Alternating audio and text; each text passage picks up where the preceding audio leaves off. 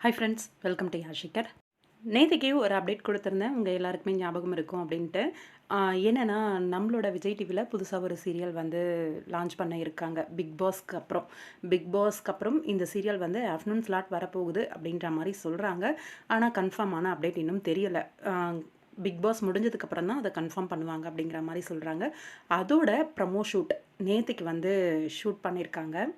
அஸ்வினி இருக்கிற அந்த லொக்கேஷன், அந்த வீடெல்லாம் பார்த்தோன்னா, நல்ல ஒரு பெரிய இடத்து வீடு மாரி இருக்கு. அவங்களோட காஸ்டியூமும் பார்த்தா, நல்ல பணக்கார வீட்டு பொண்ணு மாரி தான் இருக்காங்க. அவங்க ஆல்ரெடி ஷேர் பண்ண வீடியோஸ் எல்லாமும் நல்ல ஒரு பெரிய வீட்ல இருக்க மாரி தான் லொக்கேஷன்லாம் இருந்துச்சு. ஆனா, இப்ப ப்ரமோ ஷூட் நடந்த இடம் வந்து எங்க அப்டின்னா, ஒரு மிடில் கிளாஸ் ஃபேமிலி இருக்கிற மாரியான ஒரு லொக்கேஷன்.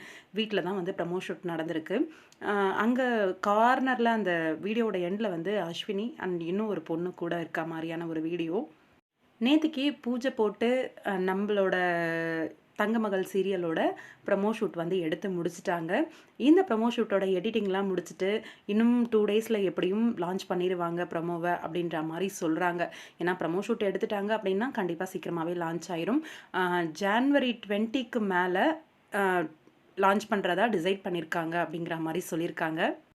ஜான்வரி 20 அந்த மாதிரி டேட்டில் வந்து எதிர்பார்க்கலாம் நம்மளோட தங்கமகள் சீரியலை அப்படின்னு சொல்லிட்டு பாப்போம். வெயிட் பண்ணி ரொம்பவே இன்ட்ரெஸ்டிங்காக இருக்குது இந்த ஒரு அப்டேட் எல்லாம் பார்க்கும்போது. சீரியலும் நல்ல ஒரு கதைக்களமாக இருந்தது அப்படின்னா கண்டிப்பாக நல்ல ஒரு ரீச் கிடைக்கும்.